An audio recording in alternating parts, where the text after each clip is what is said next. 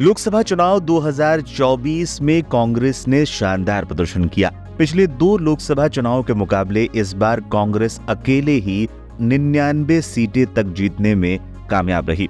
इस बार कांग्रेस ने टिकट देने में युवाओं को खासी तरजीह दी थी, जिसका असर भी कई सीटों पर देखने को मिला। ऐसे ही एक युवा इस बार संसद में कांग्रेस पार्टी की तरफ से नजर आने वाले हैं, जिनका नाम है सागर ईश्वर खंडरे। जी हां, कांग्रेस के युवा नेता सागर ईश्वर खंडरे ने लोकसभा चुनाव 2024 में सिटिंग एमपी भगवंत खूबा को भारी मतों से हरा दिया। सागर को चुनाव में 6,66,317 वोट मिले, जबकि बीजेपी के मंत्री भगवंत खूबा को 5,37,442 वोट मिले। करीब 1,28,000 वोटों से कांग्रेस उम्मीदवार सागर ईश्वर खंडरे ने बड़ी जीत दर्ज की। बीजेपी की तरफ से उतारे गए 57 साल के मंत्री खूबा 2 बार बिदर से सांसद रह चुके हैं। भालकी के प्रसिद्ध खांडरे परिवार से आने वाले सागर डॉक्टर भीमन्ना खांडरे के पोते हैं, जो एक स्वतंत्रता सेनानी और वीर शैव लिंगायत समुदाय के एक प्रमुख व्यक्ति थे। उनके पिता ईश्वर खंडरे कांग्रेस सरकार में वन एवं पर्यावरण मंत्री हैं।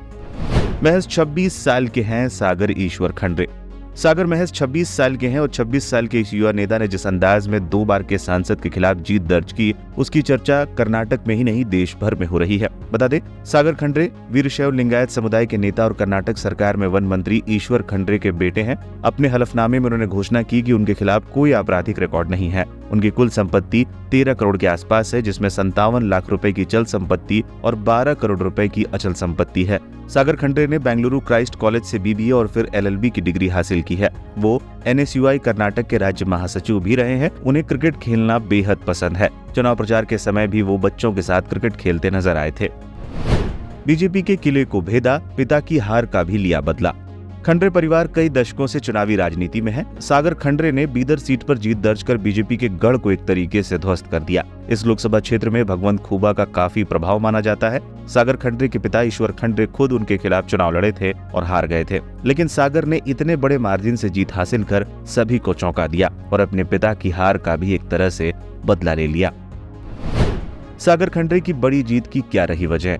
सागर खंडरे की बड़ी जीत की एक वजह उनका जमीनी स्तर तक सामाजिक कामों में हिस्सा बनना था। कोरोना के दौरान उन्होंने अपने पिता के साथ क्षेत्र की यात्रा की थी और लोगों के बीच खासी पहचान बनाई थी। पेशे से वकील सागर ने अपने पिता के नक्शे कदम पर चलते हुए राजनीति में प्रवेश किया था। युवाओं के बीच उनकी लोकप्रियता काफी ज्यादा देखी गई है। बता दें, सागर खंडरे ने जीत हासिल करने के बाद राहुल गांधी से भी मुलाकात की थी। खंडरे दिल्ली पहुंचे थे और राहुल गांधी से मुलाकात की थी। जीत का हैट्रिक लगाना चाहते थे खूबा। 2014 और 2019 का चुनाव जीत चुके भगवंत खूबा इस बार जीत की हैट्रिक लगाने की उम्मीद कर रहे थे, लेकिन युवा सागर खंडरे ने उनकी उम्मीदों पर पानी फेर दिया और बड़ी जीत हासिल कर ली। क्या रहे थे 2019 लोकसभा चुनाव के परिणाम? बता दें, 28 लोकसभा सीट वाले कर्नाटक में बीजेपी को 17 सीट पर जीत मिली है, वहीं कांग्रेस को 9 और जेडीयू को 2 सीटें मिली हैं। पिछले चुनाव में कांग्रेस ने राज्य की 28 में से 1 पर जीत हासिल की थी, जबकि बीजेपी ने 25 सीटें जीती थी। वहीं जेडीएस और अन्य के खाते में 1-1 सीट गई थी।